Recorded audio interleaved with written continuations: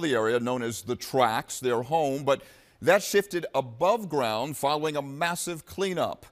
Investigative reporter Wendy Salzman has been following the story for us. Rick, this is what the tracks looked like 8 months ago, the ground covered in dirty syringes and junk. But by September, just 3 months after our original report, Conrail purged the area of all remnants of the drug users who once called it home, pushing hundreds of homeless onto Kensington streets to an area called the Emerald City. Among the piles of trash, human feces, and used needles lived the residents of Philadelphia's Emerald City. The camp, spread out under 3 bridges in Kensington, shares nothing with the famous fantasy land in Oz but a name.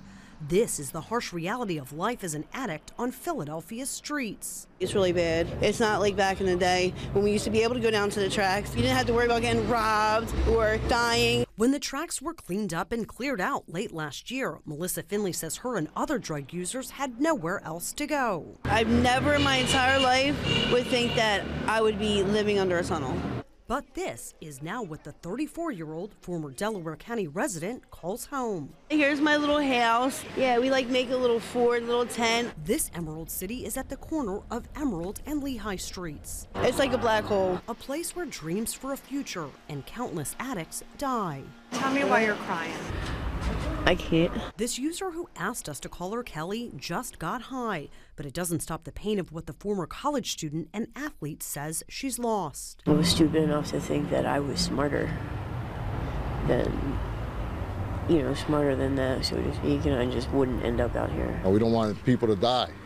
They're too young. They still have their whole life ahead. Samuel Santiago has been working outreach in Kensington for 19 years. These folks right here, all they're thinking about is when am I going to get high? His team from Project Home walks these streets every day, hoping there is one person who will go into treatment. That's all you can hope for. The one thing you cannot do is give up, because that's somebody's daughter, that's somebody's son. On this 5-degree day, a few weeks later, we run back into Kelly, still living on the streets. It's not much better, actually worse, a whole lot worse, because with the cold it's brutal. You get a couple days like this, they're going to freeze. This time, police have arrived with the streets department for a weekly cleanup. Any other trash, the needles, anything else that's underneath this bridge to make it unsafe, we make it safe again. The officers aren't here to arrest anyone. The residents are allowed to take what they want and the rest is thrown away. But shortly after the cleanup is completed, the users take their spots under the bridge once more and the cycle starts all over. As soon as we leave, 15 minutes later, they'll be here again. Again, that's the city's Kensington section. Quite a story there. And Wendy, is there a solution here?